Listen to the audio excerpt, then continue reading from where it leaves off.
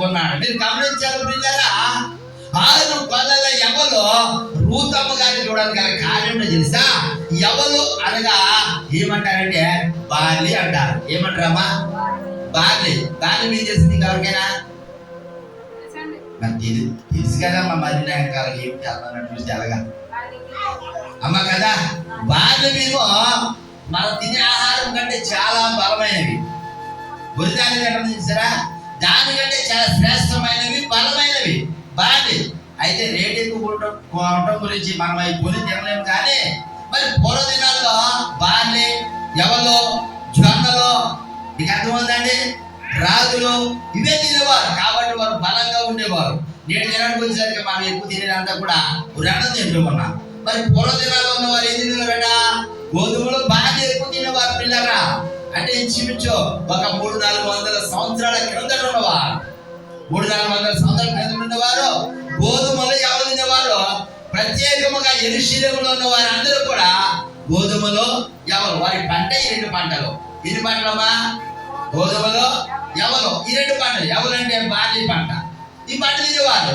సరే, మనం ఎలాగైతే ఈ వరి చేను కోసిన తర్వాత ఏం చేస్తారు? కొప్పేస్తారు కదమ్మా.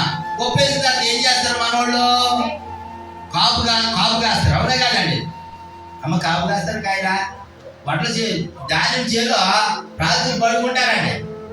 ఎందుకని? వడ్లు ఎత్తేసిన తర్వాత ధాన్యం అంతా ఎత్తేసిన తర్వాత బస్తాలు వేసేసి అక్కడ పడుకుంటారు. ఎందుకని? అది అమ్ముడేదాకా.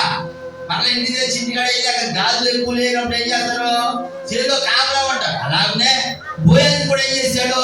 ఎవరి ధాన్యం అంతా పుంజుకుని చేలో పంట ఉన్నప్పుడు ఆ చేలో పంట దగ్గర పడుకున్నాడట. ఎవరు? బోయజ్ గారి పిల్లలు. జాగ్రత్తగా వినాలి. బోయజ్ గారు చేలో పంట దగ్గర కూర్చున్నాడు. 6 దినాలు కష్టపడిపోయాడంటే శ్రమ అయిపోయింది. పంట చేతికి వచ్చింది. పంట చేతికి వచ్చిన తర్వాత యజమానుడు పంట దగ్గర ఉన్నాడు. యజమానుడు ఎక్కడున్నాడు? పంట దగ్గర ఉన్నాడు. ఇప్పుడు పిల్లరా బోయజ్ దగ్గరికి ఎవరు వచ్చారు?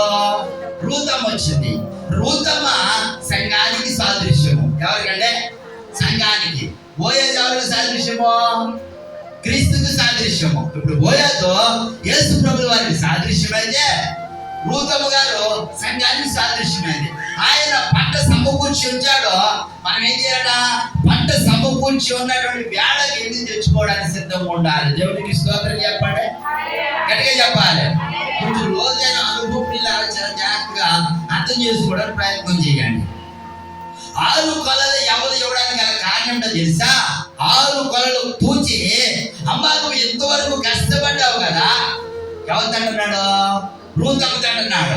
ఎంతవరకు నువ్వు కష్టపడ్డావు కదా. 7వ సంవత్సరం ఏదైతే రాబోతుందో 7వ సంవత్సరానికి నువ్వేం పొందుకోవాలి? విశ్రాంతి పొందుకోవాలి. ఎందుకు 7వ దినానికి విశ్రాంతి పొందుకోవాలని జాగ్రత్తగా గమనిస్తే దేవుడు ఇశ్రాయేలుకి ఇచ్చిన ఆజ్ఞ ఉందో తెలుసా? నిర్గమకాండం 23వ అధ్యాయము 10వ వచనం చదవండి తల్లి. నిర్గమకాండం 23వ అధ్యాయము 10వ వచనం. 6 సంవత్సరములు 6 సంవత్సరములు భూమిని విత్తి దాని పంటను పుచ్చుకొని వలెను.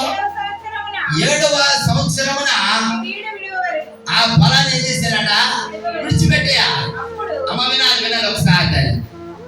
6 సంవత్సరాలు నువ్వు పొలం దున్నాలి.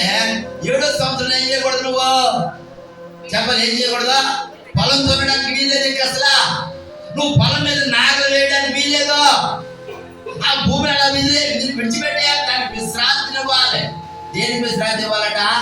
పొలానికి విశ్రాంతిని ఇవ్వాలి, భూమికి విశ్రాంతిని ఇవ్వాలి. పిల్లగా 6 సంవత్సరాలు విత్తిన తర్వాత 6 సంవత్సరాలు వచ్చిన పంట నువ్వు కోసుకున్న తర్వాత 7వ సంవత్సరం నువ్వు పంట వేయడానికి వీలు లేదు. మరి పాస్టర్ గారు మీరు బాగానే చెప్తారండి. 6 సంవత్సరాలు విత్తడం బాగానే ఉంది. 6వ సంవత్సరం వచ్చిన పంట ఆ సంవత్సరంకి అయిపోద్ది. మరి 7వ సంవత్సరం ఏం తినాలి? అవునే కదమ్మా. 7వ సంవత్సరం మేము ఏం తినాలండి? మరి 7వ సంవత్సరం మేము భోజనం చేయొద్దా? సంవత్సరం అంటే 365 రోజులు కూడా పస్తుంటారా? ఇప్పుడు ఏ సంవత్సరంకి వచ్చినా దాని వారు ఆ సంవత్సరంకి అయిపోతున్నప్పుడు తర్వాత సంవత్సరానికి మేము ఏం తినాలని అడిగితే కనుక దేవుడు ఏం చెప్పింది సమాధానం ఒక మాట చూడండి. లేవియా కాండము 25వ అధ్యాయము, లేవియా కాండము 25వ అధ్యాయము 21వ వచనం ఒకసారి చదవండి తల్లి. 25, 20. అయితే నేను 6వ ఏట నా దీవెన మీకు కలుగునట్టు ఆజ్ఞాపించెదను. అది 3 ఏళ్ల పంటను మీకు కలుగజేయును. దేవునికి స్తోత్రం చెప్పండి.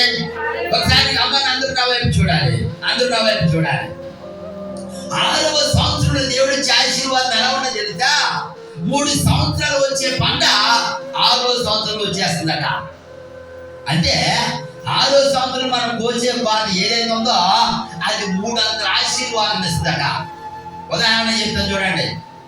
ఎకరం పొలము ప్రతి ఏటా 30 బస్తాలు పడుతుంది అనుకోండి. ప్రతి ఏటా ఎన్ని బస్తాలు పడుతుందమ్మా? 30 బస్తాలు పడుతుంది. ఇప్పుడు 6వ సంవత్సరం ఎన్ని బస్తాలు పడుతుంది? 90 బస్తాలు పడుతుంది. ఎన్ని బస్తాలమ్మా?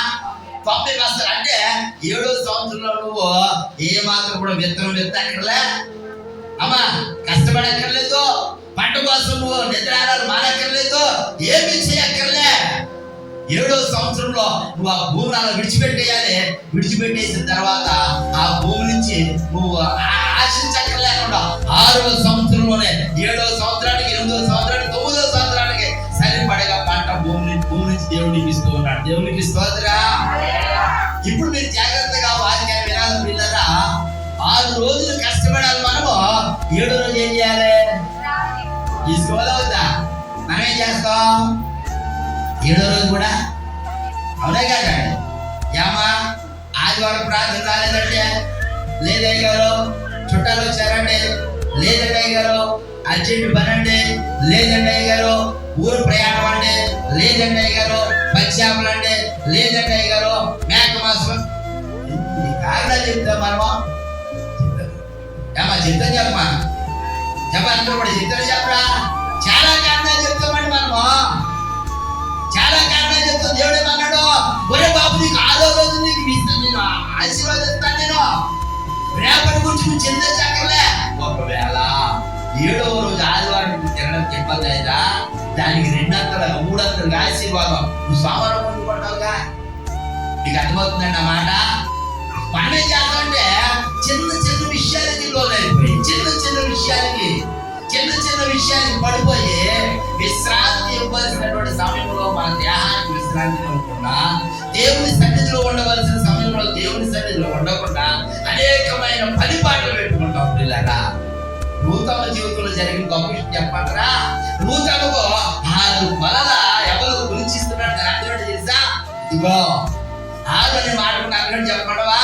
ఎంతవరకు నువ్వు ఎంతైతే కష్టపడ్డావో, ఎంత భారమైతే నువ్వు మోస్తావో, నువ్వు అంతను బట్టి, నువ్వు కలిగిన పరిస్థితిని బట్టి ఇదిగో నీకు నేను విడుదలైపోతూ ఉన్నా. దేవునికి స్తోత్రం. హల్లెలూయా. రూతమ్మ జీవితంలో విడుదల సంవత్సరం రాని వచ్చింది పిల్లరా. విడుదల సంవత్సరం ఎన్ని అవమానాలు పొందుకుందో, ఎన్ని నిందలు పొందుకుందో, ప్రతి దానికి దేవుడు విడుదల ఇవ్వడానికి ఇష్టపడిన సంవత్సరం